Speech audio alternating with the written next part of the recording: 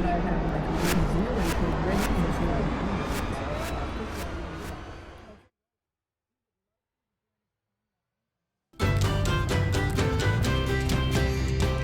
Welcome to Media Path. I'm Louise Palanker. And I'm Fritz Coleman. Today on the show, we will look deep and gongingly into the eyes of the Gong Show. If you fan hard for all things Gong, this is your jam.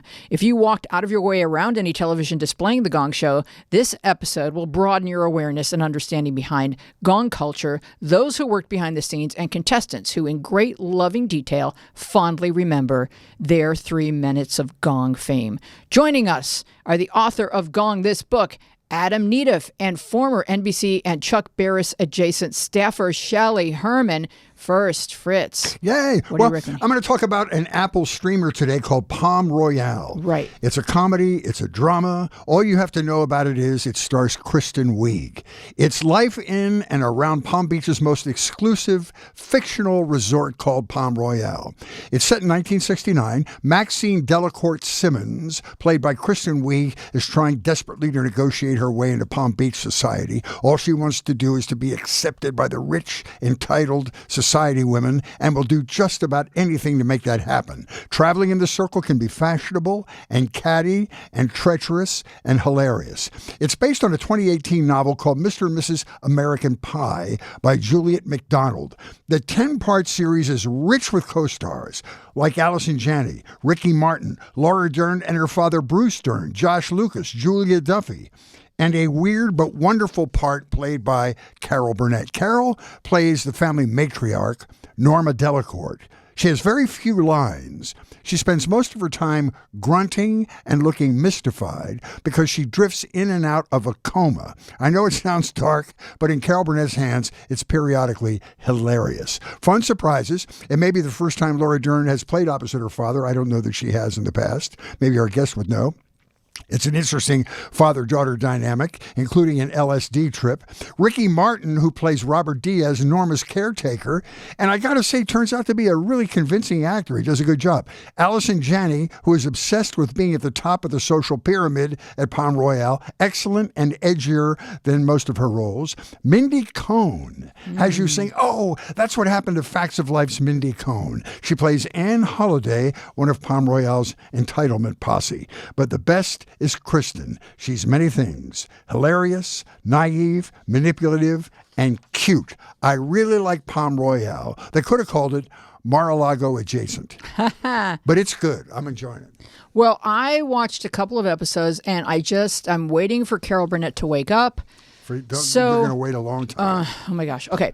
So yes, but Mindy Cohn is part of my page history because I was a page on the Facts of Life. So yes, I am going to talk about something a little more serious. I'm doing, Fritz, a book-to-screen experience, as you know I love to do. This time I am doing We Were the Lucky Ones, Georgia Hunter's novel based on the true story of her family during World War II. Georgia's journey began with an English project when she was 15. That's when she first learned that her grandfather, Eddie, had escaped the Holocaust. She never even knew that he was born in Poland with the name Adi, short for Adolf, a name now resigned to the ash heap of historical villain history along with Caligula and Attila. After college, Georgia set off on a 10-year journey to piece together her family history, which unfolds into a sweeping tale of courage, chaos, grit, stamina, ingenuity, and love in the face of human horror. The brutality of the barbaric Nazi regime spills across Europe, and the Kurtz family is flung to far corners of the globe in ghettos, camps, armies, factories, prisons, Siberia. Survival tactics included enduring beatings, forging papers, toiling to exhaustion on a scrap of bread a day, hiding babies, charming ambassadors, walking hundreds of miles, scaling mountains, all while hearing no word from family for 6 agonizing years. The 8-episode miniseries brilliantly depicts the period, the turmoil, the brutality, the desperation, and the settings from Poland to Italy to Brazil to France, Senegal, Casablanca, and the frozen tundra of Siberia. And it illustrates how love is the indistinguishable force which will pull us through our darkest times. We Were the Lucky Ones is a heroic book by Georgia Hunter in an 8-part series on Hulu. Very well done. I saw the first episode. Okay. And what I was drawn to it by was the lead young dark-haired actor. I can't remember his name. Logan Lerman. Logan Lerman was on. on Jimmy Kimmel one night, and I he just seemed so charming, and I really loved it. I just haven't gotten around to finishing it. Yeah, no, I'm going to highly recommend it. But first, or second, I'm going to highly recommend it, and then I'm going to introduce Adam. Okay. Adam Nedeff is enjoying a lifelong obsession with late-night comedy, afternoon cartoons, and game shows. According to his bio, he also sometimes goes outside. Adam has worked on... His line. Adam has worked on The Price is Right, Wheel of Fortune, and Double Dare. He's now a researcher for the National Archive of Game Show History. And his books, many, many books. These books include The Matchless Gene Rayburn, It's More Than Password, The Life and Wife of Alan Ludden. I think that's the greatest title of a book, like, ever. This Day in Game Show History, and most recently, Gong This Book. Joining Adam today is our friend Shelley Herman, whose book My Peacock Tale recounts her adventures as an NBC Page, which included working backstage and alongside Gong Show and Gong Show staffers. So I'm going to open with this question. How do our game shows reveal our cultural sensibilities, and how does the history of game shows reflect in brand and era? That is a great question, and Shelley, I'd like it if you could. I answered that the last time I was here. Let Adam answer it. Let me try to peel the banana here. Break that question down, and we'll go one at a time. When you watch the game show channel and you look at Match Game 76, for example, it's like, wow, if you needed a time capsule of 1976, this would pretty much do. Yeah, I mean, historically, game shows have tried to be contemporary and capture what's in the zeitgeist, and you see that reflected in the trivia material. And certainly on the game shows that I work on now as a question researcher, we try to go with what exists now and what exists and is current and is meaningful to people. And that changes as times change. And so you look at a game show in the 1950s, and what might have been an easy question in the 1950s is now completely impossible because it has something to do with some person or some concept that's disappeared into the dustbin of history. So there's that element of it, but also just what people are winning on game shows reflects what matters in society or what's important in society. There was a time when the big prizes on game shows were appliances and furniture because people owned homes. And as it's changed more and more to a rent-based society, you see more and more often vacations being given away or gadgets being given away because just a neat thing to have or a neat experience to have, that's what we value now, more than a possession that's going to last for 20 years before you have to replace it. But also culturally, like what's acceptable even in the concept of a game show like Queen for a Day or something, which, or the sob stories. That would have a whole different meaning now. Oh my goodness. We could revisit that. That's a RuPaul production coming soon to theater. Queen for a Day is one of the most surreal shows. People, if you try to describe it to somebody who has never seen it before, they think you're making it up. Because they brought out 4 women and asked these 4 women, okay, explain in agonizing detail how bad your life is. Mm-hmm. And then the audience voted with their applause on who had the worst life, and that person got a prizes. Westinghouse washing machine. Well, the one that kills me is there's an episode that I watched when I was researching a passage that I wanted to write on the shows of the 1950s. And the woman's issue was she was about to have major surgery, but she had 7 children, and she didn't have the money to pay for 7 caretakers for her children. So she needed some resources to take care of these 7 children while she was recuperating from surgery for 3 weeks. And the prize was they gave her a kitten. Yeah. But couldn't they split the difference? Like, I don't think she needs a caregiver for every child. Wow. Couldn't they just have a nanny for a week? So, and along that same line, the Gong Show broke several molds. Mm-hmm. It broke the mold of the winner always being the winner. It broke the mold of formats in game shows, and it broke the mold of the formalized, suit-wearing, salesman-like host. Yeah. Describe what the Gong Show was for our 3 listeners who weren't around when it came out. So what the Gong Show was, it was a daily talent show. People who did all sorts of acts on the Gong Show came on to be contestants. And when I say all sorts of acts, we're talking about opera singers in bib overalls because they were, he was a country singer and he could also sing opera. So you had this guy in bib overalls who came out and sang an operetta. Was it Jim Neighbors? No, it was a gentleman named Mountain John Hilligoss. ventriloquist, woman who sang Happy Days Are Here Again and her dentures flew out while she was singing the song. That's the kind of thing you would see on the Gong Show. You would see animal acts that didn't do anything. You would see dog acts that wouldn't cooperate with their owners. And these acts all got judged on a scale of 1 to 10 by celebrities, including, for example, Jamie Farr, J.P. Morgan, who was a singer, but I think now is best known for having been a judge on The Gong Show, Artie Johnson, formerly of Laugh-In. They would judge these acts on a scale of 1 to 10, or if the act was so bad that the judges determined that they weren't worthy of continuing, the judges had an enormous gong behind them, and they could bang that miserable gong at any old time and end the act right there. And at the end of the show, the act that had the highest score of those who had survived won the almost unusable grand prize of $516.32. But let me back up a little bit, too, because that's not how the Gong Show started originally. Right. Chuck Barris wasn't the original host. It was Gary. Well, there were two hosts. Before Gary Owens. Oh, hold on. Let me push up the glasses here for the effect. Actually, so originally it was Gary Owens who had hosted the pilot. They shot a pilot in San Francisco for the Gong Show, and they showed it to the networks. And one of the great stories was a network executive at ABC. ABC didn't pick up the show because one of the executives had pulled the tape of the pilot out of the machine and said, "You should be ashamed of yourself," to Chuck Barris. So NBC picked up the show. NBC didn't like Gary Owens' performance, so they hired a guy named John Barbour. Mm-hmm. And John Barbour... Real people. Yep. John Barbour taped 5 episodes of The Gong Show, and in all fairness to him, The Gong Show was new, it hadn't been done before, and it was going to be a pretty different beast. So John Barbour did not know how to host this show. And so they taped 5 episodes on that first day, and Chuck Barris, who was just there to be the producer, was growing more and more exasperated. Chuck had a staff photographer, Vince Longo, who admitted that he was taking photos of Chuck during the break because there was a vein that was becoming more and more visible with every taping break. And he was just fascinated by the way this vein was growing as the show was going on. But Chuck was trying to relay instructions to John Barbour, and basically John is trying to host it like a game show host. And I would say in the 5 episodes that I've screened that John hosted, kind of his defining moment was there was a contestant whose act was she blew into the crook of her arm to make music. Oh, I do that. Yeah. And the panel gonged her, and John came out and said, "Well, I hope the panel's criticism is of some value to you." Oh, my goodness. We've actually had John Barbour on this show. Gary Owens is a close personal friend of ours, and I don't know a lot about John Barbour's hosting because he came on the show to talk about the JFK assassination.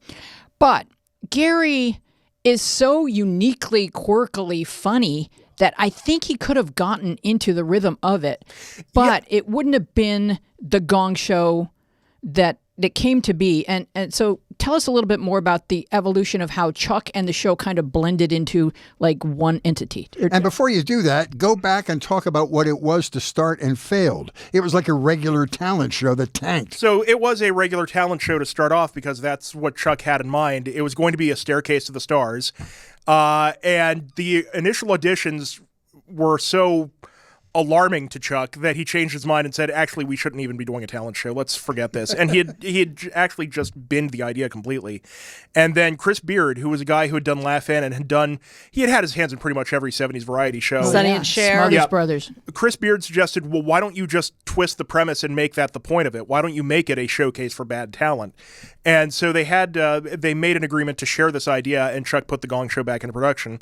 But the key thing that caused the show to take off and to really change shape and become what it became was he did fire John Barbour after that 5-episode taping session. And so Chuck goes to NBC and says, listen, I've got to find another host for this because John Barbour isn't getting what I want. And Chuck's vision of what the host was so specific and so narrowly defined that Madeline David, who was running NBC daytime at the time, said, you know, if you have it this precise in your head what the host of the show should be doing, you should be hosting it. Mm-hmm. And Chuck sort of brushed that off and said, no, I'll find another host. And Madeline David says, no, you're not hearing me. You have to host this show or we don't put it on the air. So Chuck pretty much with a gun to his head, had to go out there and become the host of the Gong Show. And the irony of it was this guy who did not want to be a performer, had no performing chops at all, had no aptitude for hosting a show, ended up being perfect. And he was perfect for sort of the same reason that Ed Sullivan was so perfect on his show. Ed Sullivan was this stone-faced, monotone-speaking oddball who sort of drew attention to the great talent on stage by being so not talented in his own right. He sort of heightened everything around him. Chuck was the same way. This was a showcase of mediocre to bad talent. And who better to host a showcase of mediocre to bad talent than a guy who really has no business being a performer? Now, in your description on Amazon, you say this about the Gong Show. It's a trippy 1970s time capsule. It's a variety show. It's a showcase for new talent. It's a party. And it's a playground for its creator and star, Chuck Barris. So I don't know that any show is that many divergent things, which is what makes it so fascinating to study. Like, why did all these elements go into a blender and not taste horrible?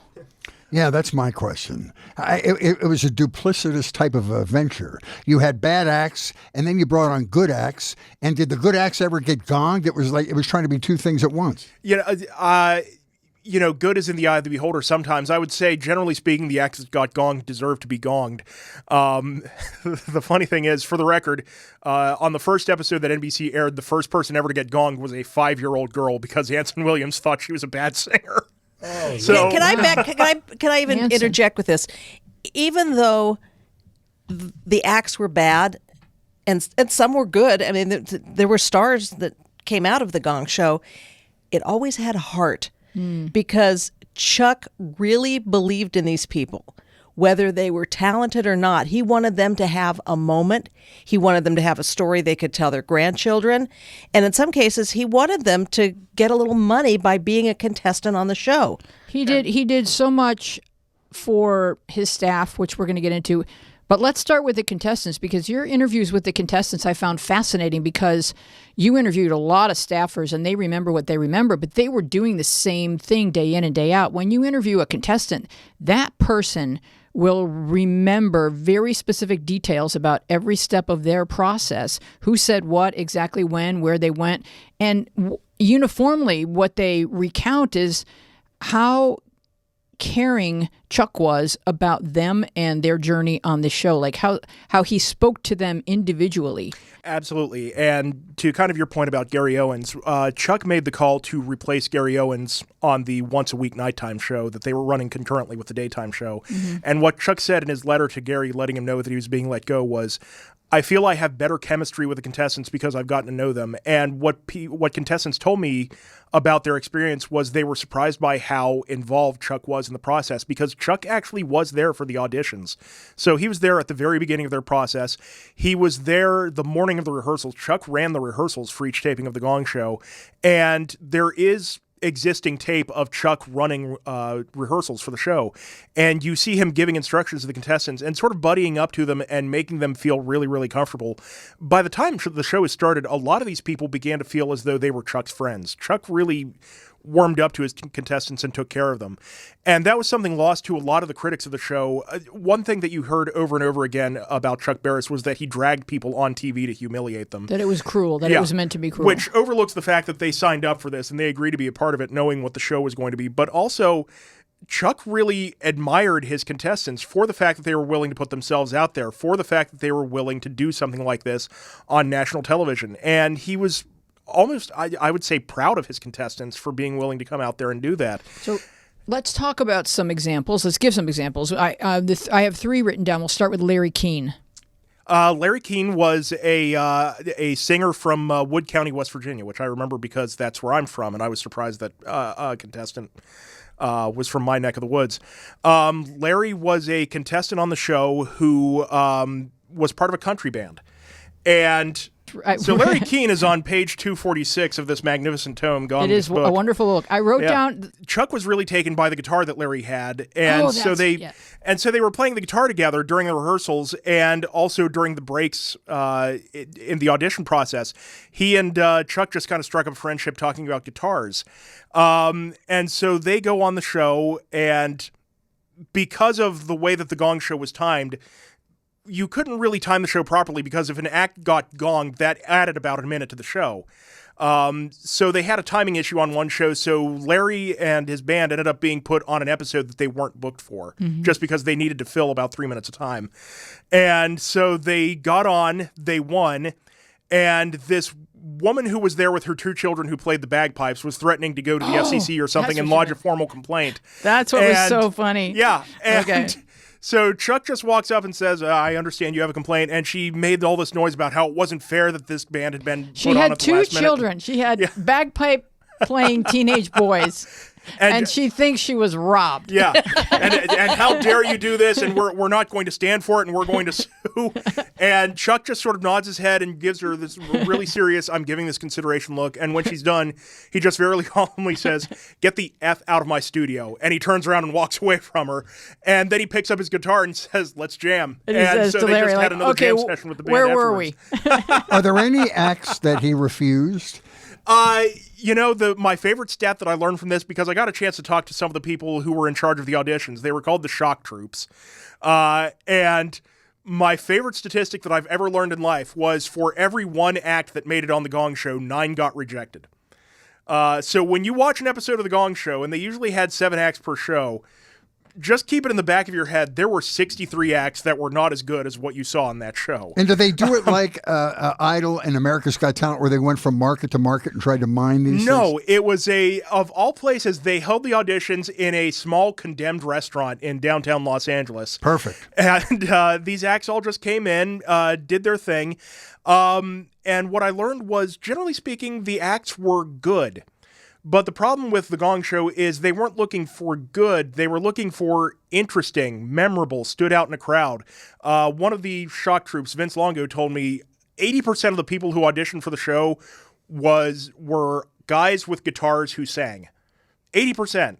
And if you can carry a tune and if you can play the guitar well, good for you, but we're not going to have guy with a guitar followed by guy with a guitar followed by guy with a guitar. You talk about the horseshoe principle, which is like the really good and the really bad. Mm-hmm. And if you went on and didn't recognize that you were this end of the horseshoe, then someone just didn't tell you in 4th grade, to just mouth the words.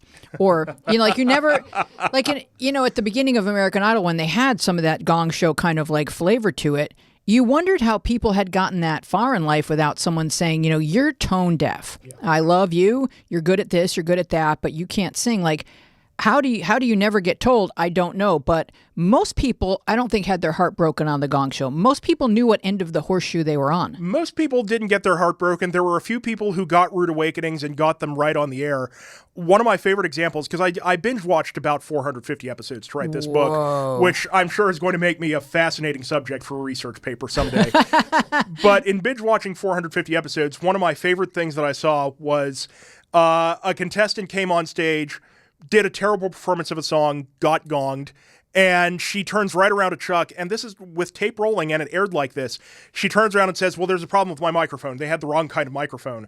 And Chuck just very calmly says, okay, let's switch microphones, and you can start your act over again. So the electrician switches out the microphones and hands her a new microphone, and they said, okay, restart the act, and they start the song over again. And then the judges gong her a second time. And then to really make it a point, they unplug the microphone after the second time they gong her and they shut the curtain. Wow. Now, one of the things that Adam was saying, too, was how they couldn't time the show because they didn't know when certain acts would get gonged and which acts would run the full length. Right, so they had spillover. And because of that, there were several stars that were born that were NBC staffers that Chuck would just throw in at the last minute because he needed to fill up time. One of them being the very beloved Gene the Dancing Machine. The Dancing Machine. I knew him. Worked on the Tonight Show. Was a staging guy. And I mean, it's a fascinating story because I was one of the people thrown on at the last minute also, but Gene wasn't expecting stardom.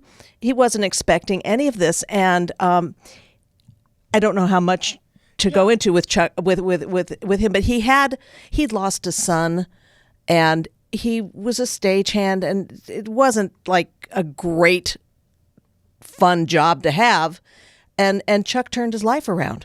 Yeah. Chuck, and this is one of the things that made Chuck the world's best boss, was what people seem to observe about him was after the Gong Show became a hit, he would sit in his office and type up scripts for these time-killing segments that they would do. Like sometimes they would do a segment called Chucky's Fable, which was they would act out a fairy tale with different members of his staff. And it seemed like the idea here was Chuck looked for a way to get every employee of his show in front of the camera.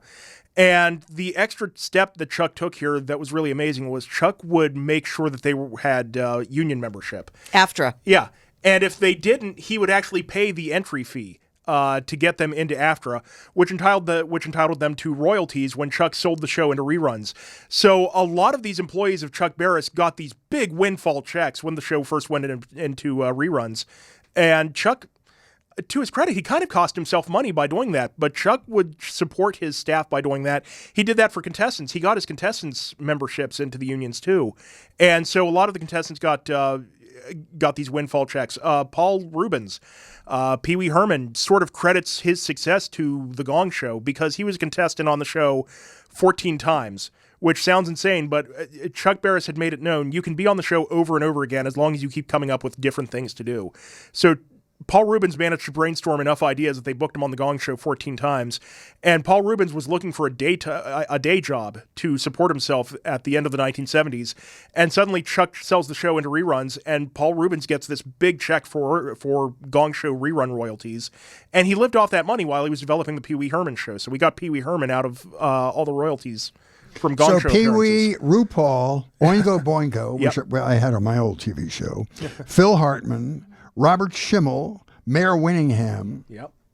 And what did Phil Hartman do? Phil Hartman had the one act that I know of that he did, because the crazy thing is he's wearing latex old man makeup, so he's impossible to recognize. But he did an act called Pepita and Grandpa, which was him with a very attractive young woman. And as Grandpa, he recites this poem about falling in love with a prostitute. And he did fine. He survived. He didn't get gonged, but he didn't win either. And the only reason I found out it was Phil Hartman was because I was going through contestant paperwork. I had a friend who had a batch of some of the contestant paperwork from some of the old episodes, and it happened that Phil Hartman's name was listed on this thing. Without that, I'd have no idea it was him. What about Robert Schimmel? I worked with him in stand-up, and he has a very dirty act. Robert Schimmel was just starting to get off the ground here, and this was a funny thing. Robert Schimmel's Gong Show act was something that he did to impress women. I found this out from his brother. But his act was he played the piano with his nose. And he could play a melody reasonably well with his nose. And the impact of his career, the impact that had on his career, as his brother explained it to me, was that gave him something that he could be introduced with. And that actually matters when you're an up-and-coming comic in the club. It's not just, ladies and gentlemen, our next act is somebody that you've probably seen in other open mic nights around the city. Now it's, ladies and gentlemen, you've seen our next act on the Gong Show, and people would sit up straight and go, oh. So the Gong Show gave him that kind of credibility. It's one of those things where you have to explain to the youngins who aren't familiar with that era of television the significance of being on a TV show in that era. Pre-social media, pre-internet, everybody had essentially three choices for entertainment if they weren't going out for the movies. And so you had access to a big audience. And here's a show that was giving you a platform for all of this undiscovered talent to make themselves known and make themselves seen around the country. And that was a door that was not open anywhere else on television. And Chuck Barris, to his credit, created that door, and the Gong Show did create stars as a result of that. Well, the show was bawdy, and it was shocking, and it pushed a lot of envelopes. But Shelley, talk about the disconnect between the way Chuck often depicted women on his show and then the way that he respected them on his staff. When I first learned about the Chuck Barris organization, I was a contestant on the Dating Game in 1972. Do the math. I'm 69 years old now. And what I saw were women in positions of having input to what Chuck was doing. And he would run things by them. And he would listen to them. And I wasn't really familiar with that dynamic in a work atmosphere before. And he promoted the women all the time. And what I also noticed about Chuck is he was very paternalistic to people. He was a hugger. He wasn't a groper. He wasn't a druggie. He wasn't into alcohol. It's not to say there weren't things going on in the parking lot in the back of the building, but Chuck was very nervous because he was controversial, and he was afraid that the feds would come knocking on the door any day now and shut him down. So he was a real straight arrow. He was a hard worker. With that said, they would also recruit talent for the Gong Show and $1.98 Beauty Pageant, another one of his shows, from some of the gentlemen's clubs, so that he would have some jiggly girls on the show. He was a guy who was not only producing the show off camera, but even on camera. He was a phenomenal mind. I adored him. I credit him a lot with giving me opportunities to learn about the entertainment industry. How close did his personality come to what was revealed in Confessions of a Dangerous Mind? Well, are we allowed to talk about that? His personality, I would say, his personality is close to what you see in the movie. He was more thoughtful and more serious-minded than what came across on the air. Well, back up before the movie and the book and what I guess the mystery that Chuck created surrounding himself, so that folks who aren't familiar with Gong Show and Chuck Barris understand what you guys are referencing. Yeah. So Chuck sort of had a mental breakdown in the early 1980s. That sounds a little harsh, but I think it's the most accurate way to put it.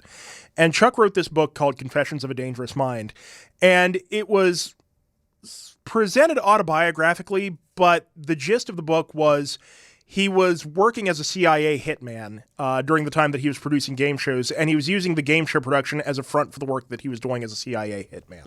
As he said he would go out as a chaperone on dating game. That's my favorite part. And so while he was traveling the world with these young people on their fabulous dream vacation, he was a hitman. And He'd be like, look at the sunset, you guys. Bang, bang. Yeah. Now, and the funny thing about this is, if you get a chance to see any of the Chuck Barris press tour interviews that he did when that book first came out, Chuck makes it very, very clear that this is a work of fiction, and he just thought it would be neat to write this book where he was in the CIA.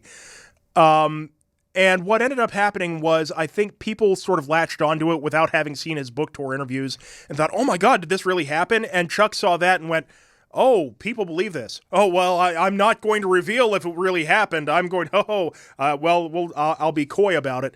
So, yeah, Chuck much, much later began being coy about it. At the very beginning, he was, and I just want to say, in the 3 or 4 months that I've been promoting this book now, the big thing that I've taken away from this, if you think it's hard to tell a child that there's no Santa Claus, try telling an adult that Chuck Barris lied about being in the CIA. People get angry with me. Like, I've had some nasty comments on my Facebook page about no, he totally was. Yes, he was. You don't know what you're talking about. Yes, he was in the CIA. Wow. No, he wasn't. That's interesting. That's like a window into what people want to believe. Yeah. And why they want to believe that. Yeah. Well, because Fritz, did you ever run into him? Because okay, so you didn't. No, he was labeled by like Time magazine as like, the king of mean. And everybody had this thing about like, this guy just must be the worst human being on the face of the earth. When in fact, I dare to say that if you needed a kidney, he would have given you one. Yeah. He was the most generous guy. Whenever we'd have breaks, whether it was the Gong Show or the New Treasure Hunt or any of the other shows that I worked, Newlywed Game, Dating Game, he would have a feast of food for everybody. And he'd sit there and play his guitar and everybody would sing along and get along. And at the same time, if there was something important that was going on, Chuck would pull you aside and go, listen, this is a problem I'm having. Are we okay with it? We'll work this out. Good. Everybody wanted to please him. Mm-hmm. It was, like you said, the best boss in town. He gave out awards. He made jackets. He incentivized people. He really wanted everyone to feel like this was their family. And he went to bat for people. Yeah. Like, talk about the time where someone from legal came up to him and said, you've got to stop using the crew because now they're in 2 unions and we don't want to have to pay for that. And yeah. And the thing is, he just sort of essentially ignored that. Chuck wanted to do right by his crew. Chuck wanted his crew to be loyal to him, but he also recognized that you can't just tell somebody, be loyal to me. You have to give them a reason to want to keep coming back and keep coming back. And this was a guy who he would rent out buses and take his crew out for Pink's Hot Dogs or take them out for a day at the movies, just as a fun thing to do, to give everyone a break from working. So Chuck was warned, listen, we've got to please these. we can't really have anybody who's a member of two unions because now we're vulnerable to strikes from two people. And that's why they didn't want Gene the Dancing Machine on the show. Is Gene is already a member of one union, but if you have him being a performer of two unions, then we're at risk for two strikes happening. We're vulnerable to two strikes happening. And Chuck just kind of ignored it. And what ended up happening was absolutely nothing. The network just kind of saw, well, he's still using Gene. The audience likes Gene. The show is doing well. There's really nothing we can do here. So gradually the rules just kind of went away, and it just became, okay, yes, you can be a member of two unions. And that came from Chuck not caring. So after he wrote the book, then they made a movie version of it. I think that's what Fritz was referencing. Yeah. And Chuck, and this was a thing that Chuck had a lot of trouble about, was the fact that his identity was so tied to the Gong Show. And Chuck sort of realized in hindsight he had done too much with the Gong Show, or I think that's the way he came to feel. That show became a hit to a degree that Chuck wasn't expecting. And I think the source of the breakdown was it got to a point where he was trying to top himself every single day. Now, the thing about game shows is you want people to stay interested. You want people to stay engaged. But a game show really is the same thing every single day. It's the same game, and it's the same rules, and it's the same. Chuck really felt enormous pressure to top each successive episode of the Gong Show by doing something new or something vaguely offensive or doing something just really shocking and unexpected. And that's a real creative strain when you're doing 5 episodes a week. It kind of reminds me of what happened to Andy Kaufman. If part of your act is shocking, then people become numb to that level of shock, and you've got to keep ramping it up. Yeah. And so it's not sustainable. And to me, it feels like Gong Show had the run it was meant to have. But it did put all that pressure on Chuck to keep topping. And it was different than a regular game show because they had to produce performances. A regular game show, you know, Pat Sajak does 5-6 episodes a day and he's out. They have to stage performances, their sound, the lighting, and all the production of it. It's like a mini variety show. Yeah, it's crazy. And it was exhausting and it was frustrating for him. And part of the shocking, part of the outrageous, part of the trying to top himself was Chuck did essentially turn himself into a character on that show. Eventually, he's not really wearing a tuxedo anymore. He's wearing a variety of costumes with strange hats, hockey jerseys, parade uniforms, military uniforms, and he's doing a wardrobe change for every act just for the fun of it. And he's also willing to make himself be the butt of the joke to the point that people thought he was an idiot. People thought he was a clown. People thought he was this doofus character that he was on TV. And Chuck even ended up making a movie towards the end of the run of the show, the Gong Show movie, which is one of the less good movies ever made.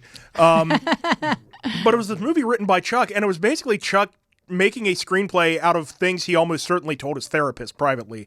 And there's just this monologue where he's talking about how tired he is of people thinking he's a clown. And I think just all that is what came to a head was he was tired of trying to top himself, and he was tired of the fact that he had this hit show that he created and everything was his idea, but then he looks back on it and realizes people think I'm an idiot but that's what Chuck did as kind of his second act in life. He left game shows and television production behind and just wrote novels, and I think that made him happy. I think that was something for him to channel his frustrations. But he had 2 of the great successes in game show history, which was Newlywed and Dating Game. Yeah. Let's talk about those 2. I'm going to mention some names, and then I want you to answer a question I've had. Okay. So some of the people that showed up on the Dating Game were Arnold Schwarzenegger, Farrah Fawcett, John Ritter, Steve Martin, wow, Michael Bolton, Sally Field, Lindsay Wagner, Suzanne Summers, and Andy Kaufman. Yep. So here's what I want to know. Did they all go on dates? And did they go alone? Because Sally Field, I can't imagine that she's going to let Bob pick her up at her house in a Buick at 8:30 and they're going to go on a date. How did those play out? Do you want me to take part of that? Yeah, go right ahead. Because this is somebody who actually can speak from experience. I did 2 Dating Game episodes. And I was 17 for the first one, 18 for the second one.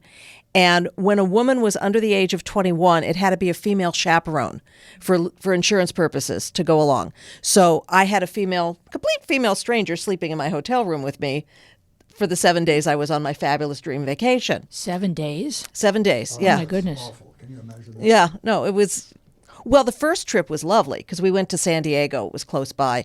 The second one was in the Bahamas, and the guy pretty much dumped me when I was there. Did you pick him or did he pick you? I picked him. Okay.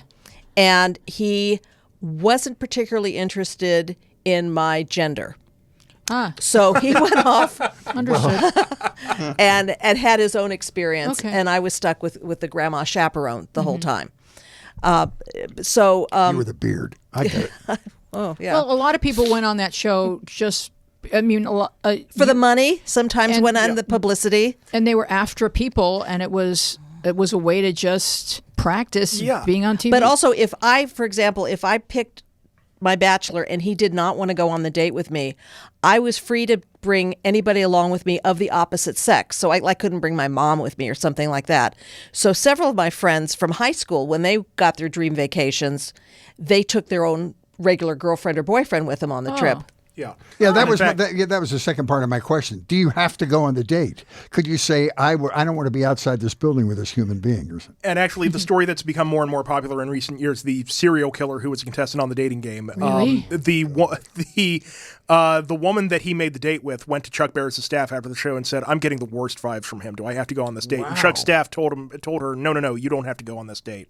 So she was able to potentially dodge a bullet in hindsight. Was but it no, she Ron, did not. Ron Archola?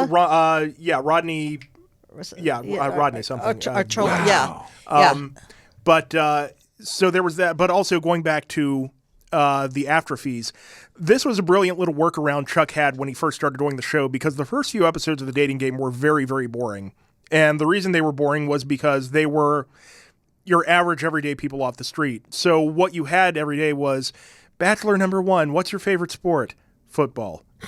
Bachelor number 2, what's your favorite sport? Football. Bachelor number 3, what's your favorite sport?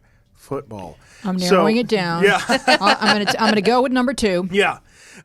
So Chuck Barris said, okay, this show is pretty boring. So they made 2 fixes. Chuck recruited a guy that he had just hired named Mike Metzger to write more interesting questions for the show. So the questions now became, what piece of sporting equipment do you find sexiest?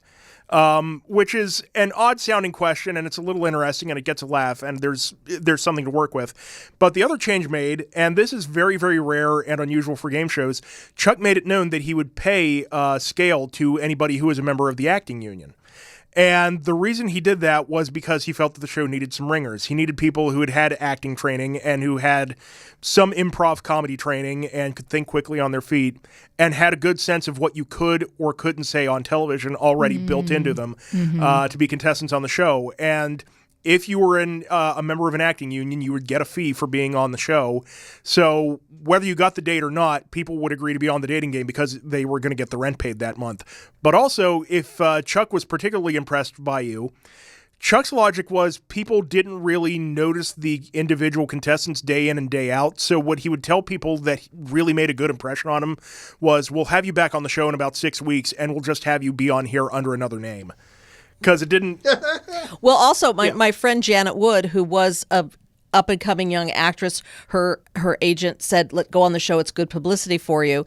And the guy that she won was a guy that she had already dated in real life. Oh, and they just both had to keep it quiet that they knew each other and just smiled for the cameras and did their thing.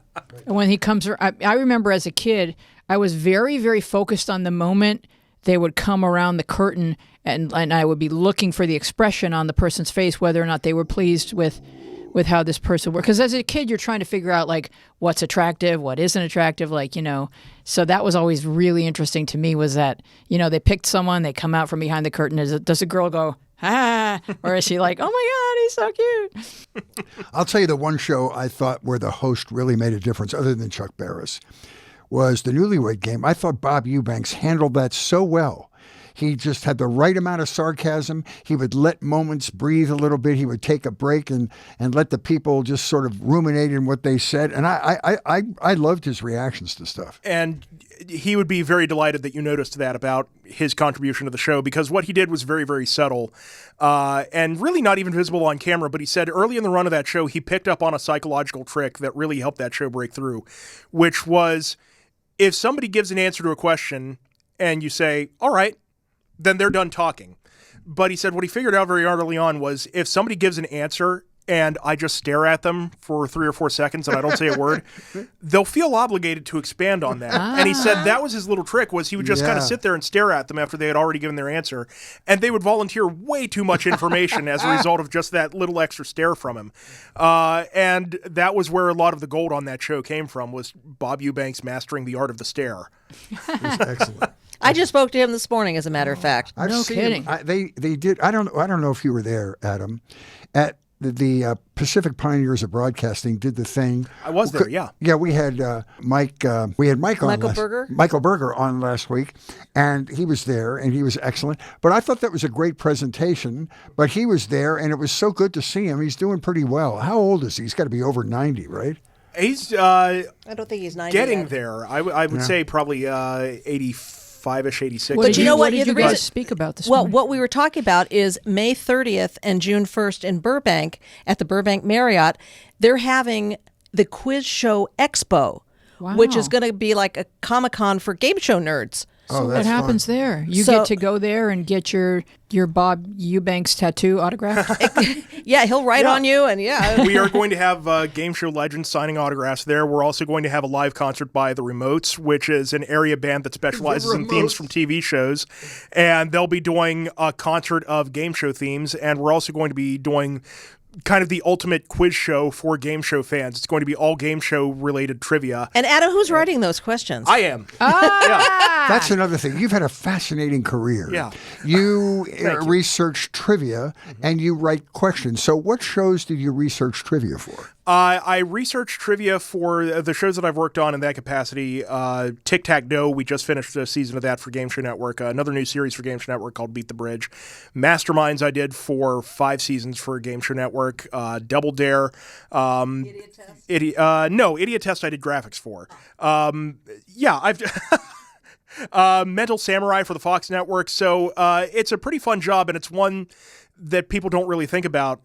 But if you ask what a question researcher is, the way I explain it to people, because my roommate told me that she explains it to people like this, if you're ever watching a game show and a contestant gives an iffy answer and the host says, I need to check with our judges on this, that's me. I'm judges. And the process is we spend about, depending on the show, 8 to 11 weeks of pre-production. The writers prepare all these questions, and then my job is to go through all these questions and nitpick and nitpick and nitpick them. Is there some way that the question is phrased? Is there some word that makes it susceptible to this also being a correct answer? Are there other answers that are technically correct with the way the question is phrased right now? And it may be as simple as just looking up an entry in encyclopedia to verify it, or sometimes you have to make phone calls. I've had to make phone calls to an accordion museum to verify information for one question. I had to make a phone call to the agency that prints Russia's currency to verify another question. So, yeah, every day is a little bit different with this job. But to that's the gist start, of it. can you just use trivia books? There are a zillion trivia books out there. There are a zillion trivia books. Ideally, you don't use those because you don't know where they're getting their information from. Let me step in with that, because Yeah. I write game show questions for a okay. living. Game shows are not all the same. So to just pick a question out of a trivia book, you might use that as a bit of a stepping off point to write a question. But for example, in the case of Jeopardy, you're not writing the question, you're writing the answer. And you're limited to a certain amount of characters that'll fit on the board at any given time. And you want to make the question entertaining. You want to make somebody put down their fork while they're eating so they can hear what the right question or answer is going to be. So as you're watching game shows, you'll realize that there's a style to each of these game shows and how the questions are written. So as much as I would like to take a Writers Guild salary for opening up a trivia book, you can't do that. It would just be dull. So I will defend that. And I'm sure there's times that there's questions, like I'll give you an example of the type of work that Adam does. I was working on a show once where the question was, what came first? And there was a list of 4 objects. And the answer they were trying to get was the Post-it note. So somebody like Adam would have to research that. And what they found out Post-it Note was on the market at a certain time, but before that, it was only available for businesses to use, and it was under a different name, but it was still the same concept and blah, blah, blah, blah, blah, blah, blah. So you can't take anything for granted. So what seems like the simplest question becomes really complex at times. We had a question once that I had to research. It was, which of these New York landmarks was built most recently?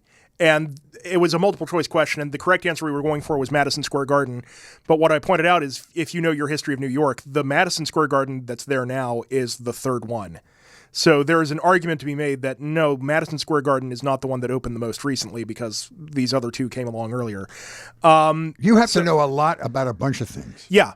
Quite a bit, and you do have to dig in. And what's great about it, kind of the accidental reward, is you end up learning extra tidbits while you're fact checking the one thing that you were looking for.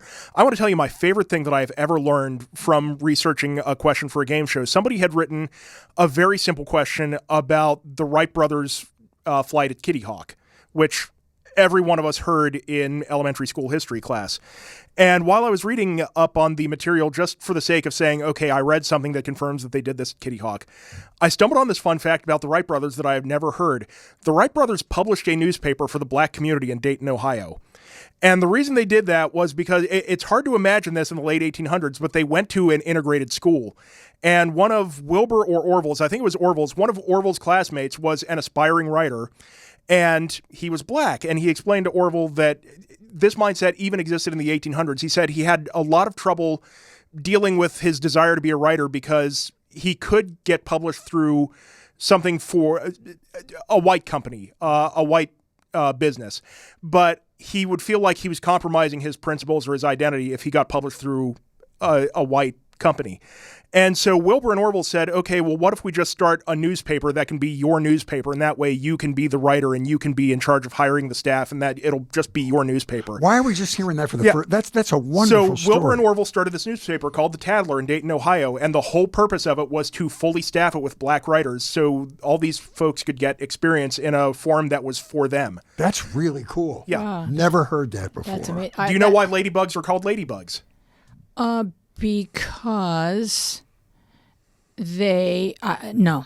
There was an infestation of ladybugs that was absolutely destroying the crops somewhere in, I believe, Mexico. And so a lot of the farmers began saying prayers to the Virgin Mary to send something to get rid of these destructive insects that were eating all the crops. And in those days, the Virgin Mary was commonly depicted wearing black and red.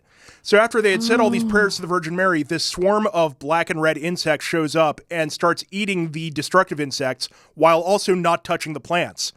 And the farmers started calling them the beetles of Our Lady, and that became ladybugs. Wow. That's a wonderful story. I guess I always thought it was because they were cute. They were cuter than regular bugs. You were happy to see one instead of get that mosquito away from my face. Now, back in the 50s and 60s, the $64,000 question, Oh, the they had scandal. this game show scandals, which really tightened up the regulation around games. So do you have to get your research, for instance, your questions or your trivia, perused by somebody in management to make sure they're all on the up and up? Not necessarily the way that you're describing. There is some oversight. The producers will look at it and they'll send a question back to me and say, Adam, are you sure that this is right or this is wrong? And we'll have a conversation about what to do if a contestant does this right or wrong. But among the safeguards that we take now, first of all, I hate to break this to anybody who knows me, but if you know me, you're not getting on a game show. And I'll even say that a show that I worked on that I mentioned on earlier, Masterminds, I swear it felt like every taping we had of that show, we had to send somebody home because it was somebody I had crossed paths with. Oh, so wow. I've just ruined everything for everybody who's ever met me. So when they get somebody on the show, you have to sign off on each person to make sure you don't have a pre-existing relationship with them? Not necessarily sign off, but if I do realize that I recognize somebody, I'm obligated to let somebody know. Now, depending on who you know on the staff and what information you have access to, it's not a total killer for you to know somebody who works on the show. Like for a member of the technical crew knew a contestant, but the members of the technical crew don't have access to the game information, so you couldn't help your friend cheat even if you wanted to. So it was fine for that person to be a contestant on the show. I have a game show question for you guys. Yeah. Was I or was I not on a game show? I have to recuse myself on that question. Because you've looked at that picture right there of me and Frank going for the buzzer. Woohoo! What game show was that? That is Face the Music. Wow. It was my first showbiz experience. I'm someone who can name tunes. And so even as like a 22-year-old, I went in and, there's, as you know how they whittle it down, there's a room full of people and they're just playing songs. Yeah. And you have a long list and you just have to fill it in. And then they get you down to like 4 people. And then they want to see if you have a nice personality, which is, I'm sure, how you got on the dating game. So I made it on.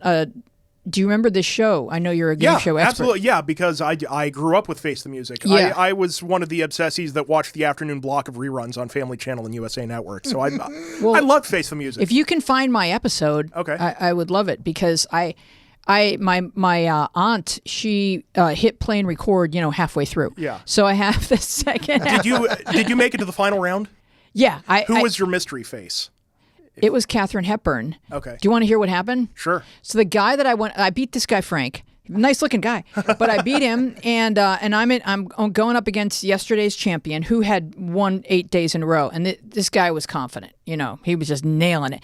I had bought these baby picture books to study because in Face the Music in the last round you had to identify a baby picture. You had to figure out which celebrity this was. So I bought these books and I studied, and then they would play a song. Tommy Oliver and the orchestra. Like I'm the contestant that remembers every detail. I'm that person. Go ahead and ask me. You don't have to ask. I'm telling you the story. Okay. So Tommy Oliver is playing the songs, and it's like none of us know. Me and this guy, I can't remember his name, who won every week in a row.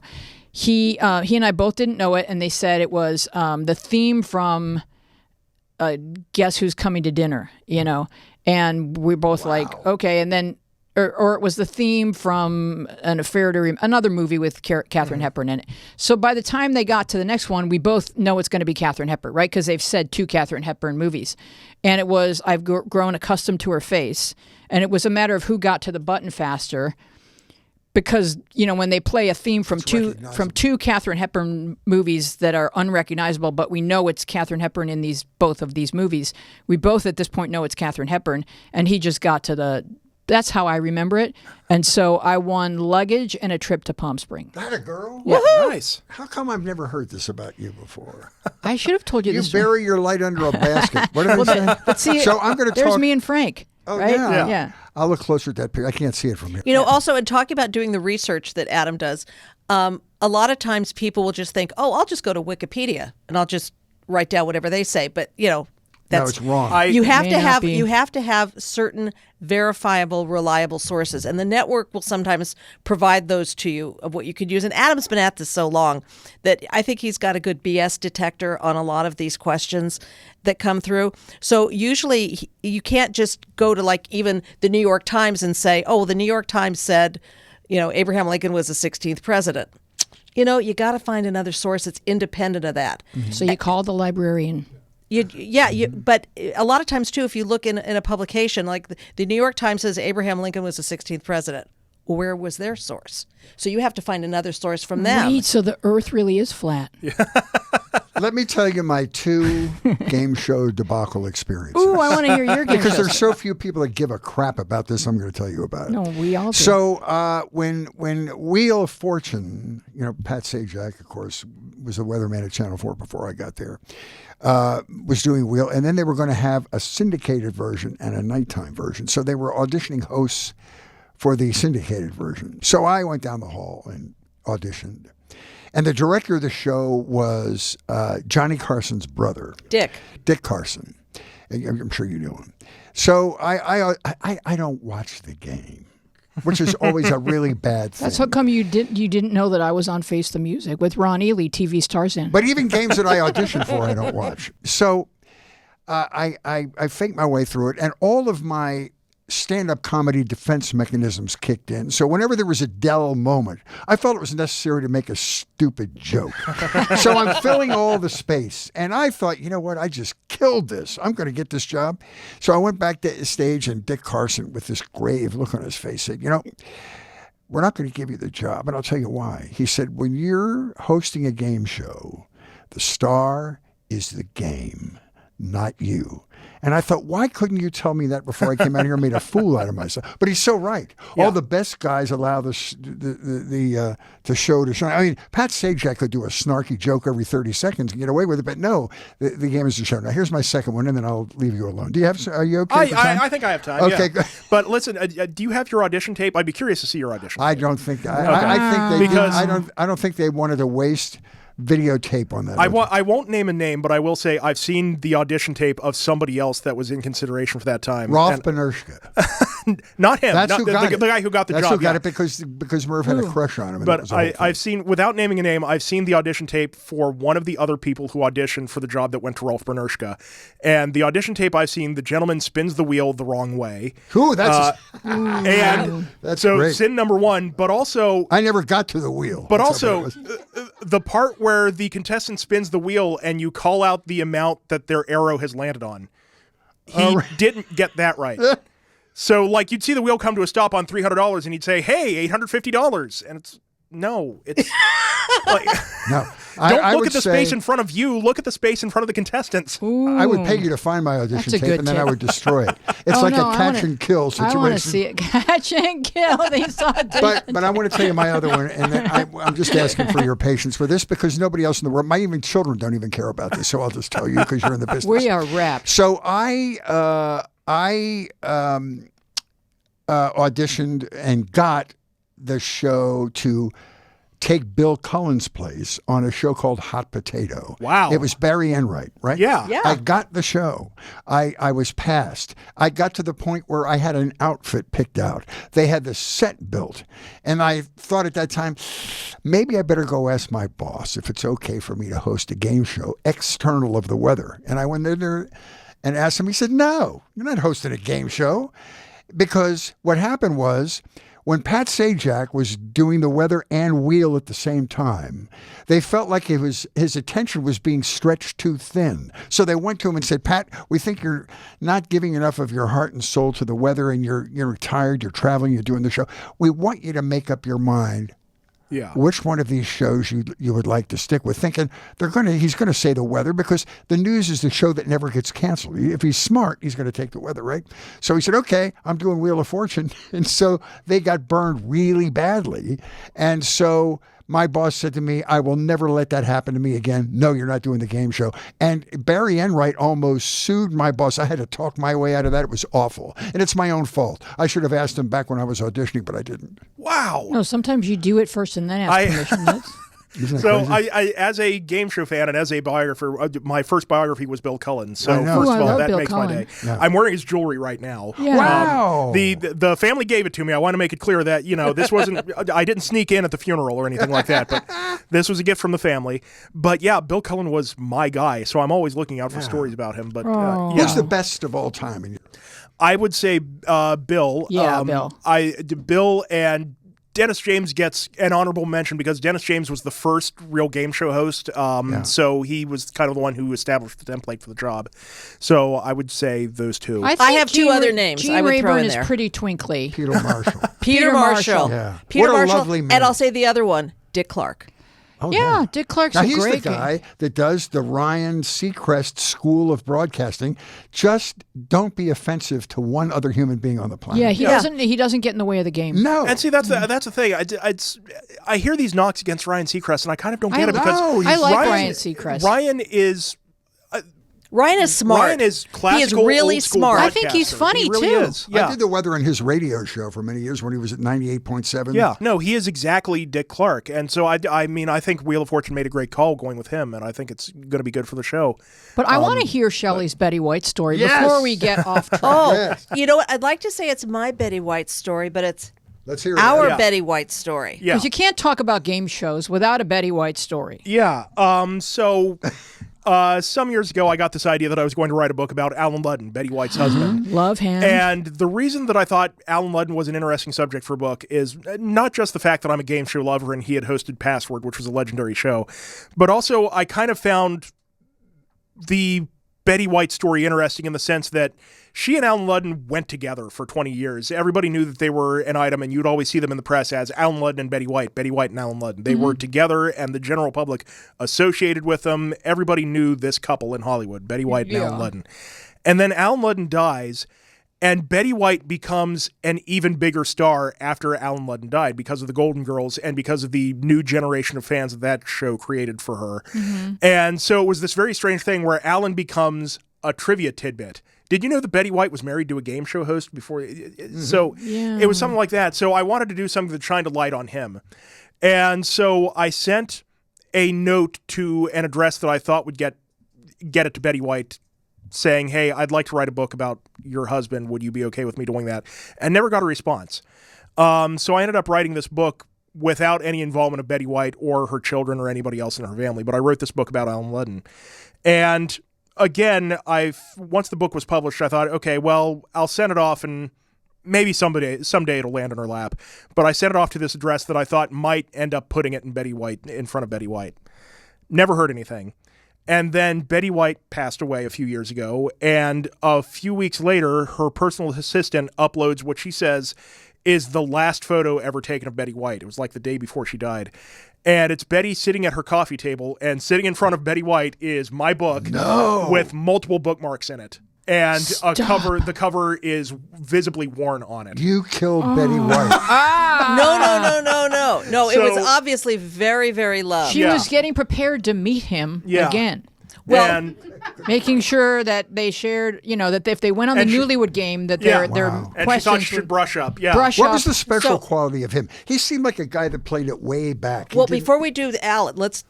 But yeah, I'm sorry. They did this estate sale with Betty White's. This is where I joined the story. Yeah, and he puts the picture on Facebook, which all of us were just sobbing when we just saw how meaningful this was to Adam as well as how meaningful it had been to Betty. Yeah. So both Adam and I are involved with a museum that exists in Rochester, New York, the Strong Museum of Play, and they're opening up a special area in 2026 that's just going to house game show memorabilia. So I call Betty's assistant. Hi, you don't know me, but I knew Betty from when I worked on the Liars Club. And when you go through her things, I know you'll have an estate sale. You'll probably come across game show stuff and you'll throw it away because you're going to think, who wants this stuff? We do. We do, yeah. So her assistant put together an inventory list of all the items that they would like to donate. And papers from Alan, things of Betty's, an Emmy of Betty's that they donated to the museum. Wow. And the very last thing at the bottom is she says, would your friend Adam like his book back from Betty? Oh, really? So I said yes, and I sent the message back basically asking, do not touch any of the bookmarks. I kind of want to see what she marked. Yes, of course. And it turned out she had multiple books.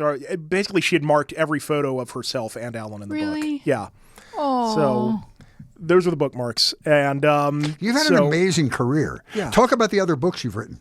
I started writing books in 2012. I've written Quizmaster, The Life and Times and Fun and Games of Bill Cullen. There's a second edition of that coming because Bill did so much stuff in his career that we keep finding new information about stuff that he did that we didn't know about. So there's a second edition of that on the way. Okay, Dennis James' Lifetime of First, The Matchless Gene Rayburn. It's More Than Password, The Life and Wife of Alan Ludden. Again, as you said, a fantastic title. Thank you to Chris Lambert for that. Gong This Book is the new one. This Day in Game Show History, which is a 4-volume set, and Game Show's FAQ. 4-volume set. Is there a huge game show enthusiasm subculture? I mean, are you going to have lines at the door in Burbank? I'm going to go to that thing. That sounds fascinating to me. Talk to me. What's the day? What's the date again? It is May 30th and June 1st. 31st. May 31st, Friday and a Saturday at the Burbank Marriott. If you go to quizshowexpo.com, you can arrange to get tickets. And if you're from out of town listening to this, they have special hotel blocks of rooms set aside for people. That sounds fascinating. I'm going to have my own booth as someone that was on Face the Music. Bring those pictures along, too. Start lining up now because there's going to be a rush. That's gold, yeah. All right, so here's my final question. Did the kids who watch The Gong Show grow up to create reality TV? You know, the thing is, The Gong Show was always kind of there, and I touch on this in the book. It was a little funny that Chuck got the blame for this show is causing the end of Western civilization because something like the Gong Show has always existed from the beginning of show business. In the 1930s, you had Major Beau's Amateur Hour, which was very much the same thing, right down to banging the gong for an act that wasn't performing well. Oh, wow. And then prior to that, it was the amateur nights on vaudeville where you had people getting the hook on the neck when they weren't performing well. The Apollo Theater. This is just something that's always existed. So it's the natural extension. We've gone from the Gong Show to America's Got Talent, which is the same idea. It's wacky, weird acts and a celebrity panel, and it's not a gong, but they are making a noise to interrupt an act that they aren't impressed with. It's just an idea that's been there for all time, and it's an idea that just works, and people gravitate towards it. People are curious. It satisfies the inner performer in somebody to see somebody else actually having the guts to do it on Living the dream, stage. absolutely. Living the dream, people yeah. that empathize with. But you know what? Other people have tried to do the Gong Show, but Chuck had the secret sauce for it. Right. Because the secret sauce was himself. That's the thing that keeps coming up is people say, I've been posting videos of the Gong Show on my Facebook page to promote this. Although to note, they are the property of Sony and no challenge to copyright is intended.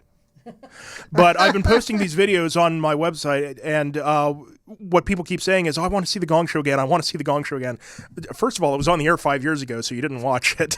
But what keeps happening is that flavor is missing because what nobody is noticing is that when you're nostalgic for the Gong Show, what you're nostalgic for is Chuck. Chuck was the identity of that show. It was his spirit. It was his ideas for how to present the act. It was his presentation. It was his method of performing. That was so much of the show that if you do it, you've got a talent show. But it's not the Gong Show. And whatever you do in the future, no matter what you call it, it can't be the Gong Show because we've lost Chuck. But is it streaming anywhere now? It's not. And the complication here is music rights. Music licensing, the deals they made over the years have expired. And so if anybody wants to stream the show or put it on a DVD set or something like that, they're going to have to negotiate the music licensing rights all over again. So unfortunately, it's not out there publicly as any sort of official release. But well, we don't have the recipe for the Gong Show without Chuck.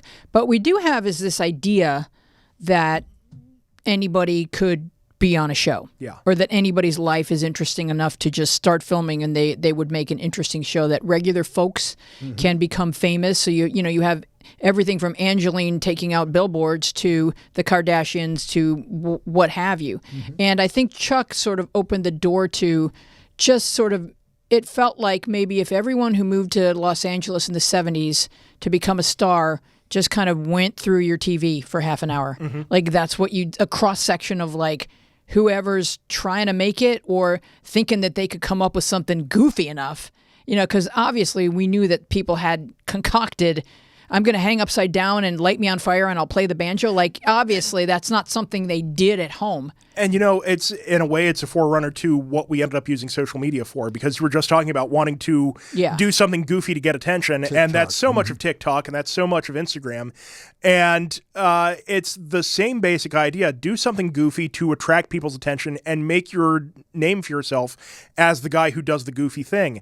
And so we've gone from the Gong Show to people just being able to do it over their phones. And if anything, TikTok or Instagram, just streaming, just going through the reels on that, you can stitch together a variety show just looking at the different videos on there. That is an excellent point. What's your next book? Bill Cullen #2? Is that what we're Bill Cullen? Yeah, the second edition of the Bill Cullen biography is on the way shortly with a lot of new information and a lot of new photos from Bill's family. Turns out to be a spy. Yeah. What's funny is I've got vacation photos from his family now, and they've got this trip to Italy, and Bill, God bless him, just in case a game show broke out wherever he was, Bill always wore a suit even on vacation. And there's this really funny photo of him on vacation in Italy, and the only reason it's funny is because he's wearing a black suit and a black necktie and sunglasses while he's on vacation in Italy, and looks 100% like he's there on a job from the CIA. He really does. But one interesting fact about Bill Cullen that I always kind of knew as a child, because my father had suffered from polio and was in a wheelchair, and I had always heard as a child, so tell me if I have this correct, that Bill Cullen also had suffered from polio, walked with a limp, And no one really ever knew that. It's sort of like FDR. No one really ever knew that about him. Bill walked with a limp, and despite the shortcomings of polio, just his talent for the job and his ability to host a show well and bring out the personality of his contestants and engage with them and engage with the viewing audience, that was enough to overcome it. And so you have this extraordinary guy who hosted over 40 game shows on radio and television. And there was a period in 1973 and then another period in 1976 where he was on 22 times a week on all three networks plus syndication with different game shows. And they he wouldn't was do doing that now. Exclusivity clauses. Yeah, and he did that by just being good at what he did, despite the fact that he was disabled. He's a slow burn. Yeah. And don't you have a special website dedicated to Bill Cullen? Yes, BillCullen.net. A friend of mine, Matt Ottinger, a fellow Cullenologist, and I maintain a website to Bill's life. And we're kind of tripping over ourselves because the Film and Television Archive at UCLA just unearthed what they call the oldest existing video of an entertainment program, Milton Berle's Kraft Music Hall, from October 9th, 1958. Stop. And really? It's now on YouTube, but the great thing about it was they hit the record button early when they began doing it that night. So the first minute and a half of the show is Bill signing off from The Price is Right, and it's the first color footage from that run of the show. Oh my gosh. Yeah. That's so cool. And also, if you want to know a little bit more about Adam, and I'm gonna tattle on you for this. Online, there's a segment of when Conan O'Brien visited Madame Tussauds Wax Museum in Hollywood, and Adam was the tour guide for Conan. And that's my origin story. I got the call from two people in management the night before, just pulling me aside and saying, "Hey, Adam, we need you to be a representative of the company tomorrow. We need you to speak on behalf of the company and do something where television cameras are going to be present. Are you going to be comfortable representing the company in front of television cameras?" And Madame Tussauds does a lot of publicity events where it's like a celebrity poses side by side with their wax figure, and so I'm thinking it's something like that. And I said, "Yeah, I'm willing to do that. What's the idea?" And they said, "You're going to be on Conan." And okay. So with very, very little notice, I was on the show as Conan's tour guide in the Wax Museum. And that got me 15 minutes of fame because I did a really odd thing that I had done for a long time as an icebreaker at parties, which was if you gave me your date of birth, I could tell you the game shows that aired on the day you were born. Wow. And I haven't done that in years because now it's a lot easier to tell people I've written 11 books about the history of game shows. And that gets the point across that I like game shows a lot more. Yeah. But yeah, I got 15 minutes of fame for that. I would say for about 6 months after that, people were coming to the museum to get their photo taken with me, which was Really? wild. That's so cool. And this is now on YouTube, and if you go through comments, you can see all kinds of comments from people eager to diagnose me. And but yeah, that was the start of it. Conan was so blown away when I did this trick that he spent about 20 minutes chatting me up just about game shows, and none of that ended up airing. So he's obsessed with them too. Yeah, not really, but like it was just like he was looking for something to mine for comedy for this thing. And as it turned out, there was nothing that hilarious about my obsession with game shows, it turned out, but he spent about 20 minutes talking to me about it. And in the course of that, and I've told this story so many times, but in the course of talking to him about game shows, I said out loud, I'd like to write a book about game shows someday. And the thing about that is I'd like to write a book someday is the mating call of guys with no sense of direction in their lives. So also, once you say it out loud, then you've committed to it. Especially in front of a camera. So I was like, okay, I said it out loud. I said it where people could hear me. I said it with a camera rolling. I have to write books now. Words are things. Yeah.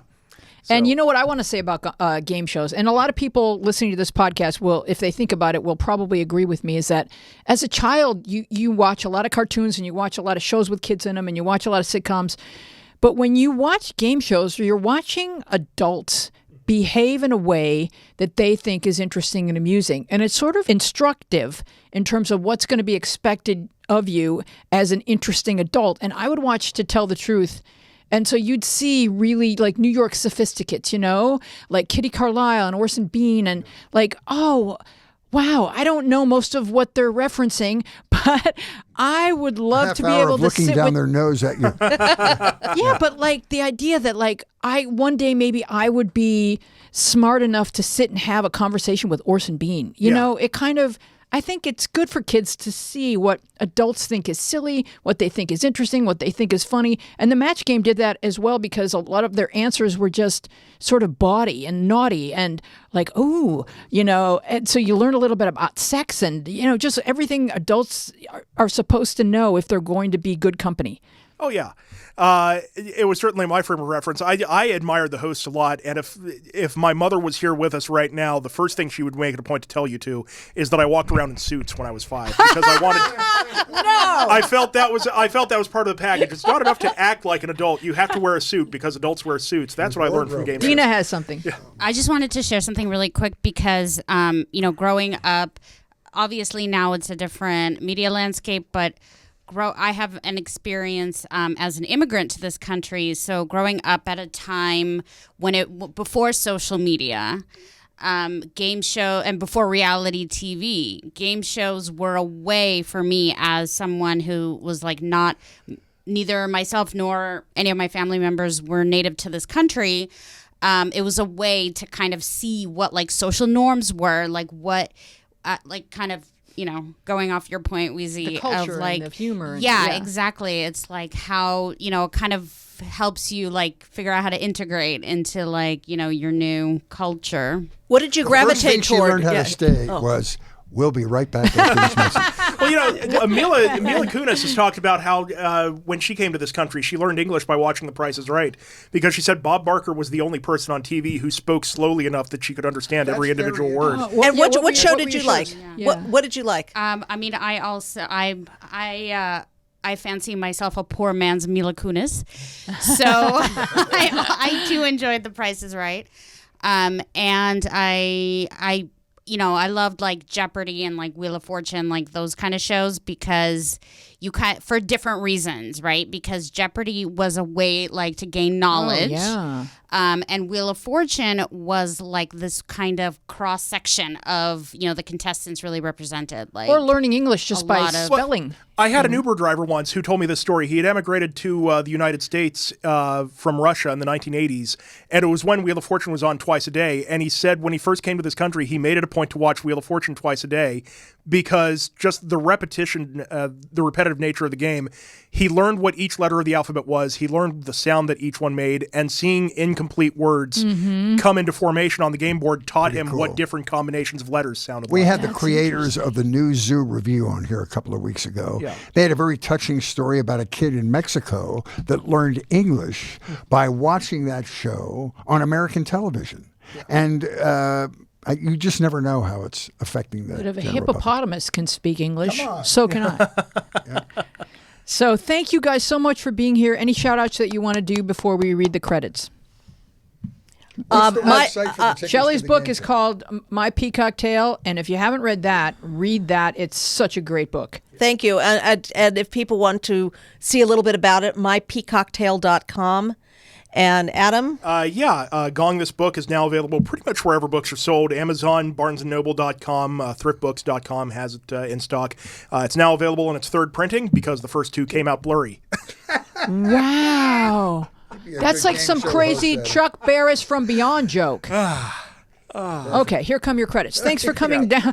Thanks for coming along down the media path. We would love to continue this conversation with you on Instagram and Twitter, where we are at Media Path Pod, and on Facebook, where our show page is Media Path Podcast, and our Facebook group is Media Path with Fritz and Wheezy Podcast Community. And we are a video podcast on YouTube. You get to watch us and laugh at our outfits, and then hopefully you'll subscribe. Our YouTubes are full of additional visual treats that will surprise and delight you. Find us at MediaPath Podcast on YouTube. Write to us at MediaPathPodcast@gmail.com. Tell us what you've been watching, reading, and loving. If you enjoy our show, please give us a nice rating wherever you get your podcasts and share our social media posts so that your friends can learn about your excellent taste in podcasts. Our website is MediaPathPodcast.com. Here you can find interesting episodes you may have missed. We also have a fun and sassy newsletter loaded with bonus content about our guests. All of the newsletters are right there for you to enjoy on our website, and you can sign up to get your newsletter sent directly into your inbox. Just one per week. We do understand healthy boundaries. We want to thank our guests, Adam Nedeff and Shelley Herman. Our team includes producer Dina Friedman, John Maddox, Bill Filipiak, Mason Brown, Garrett Arch, Jordan Reyes, and you. Our theme music is by me and John Maddox. I am Louise Palanker, here with Fritz Coleman and Shelley Herman and Adam Nedeff. Be well and wise and be kind to one another, and we will see you along the media path.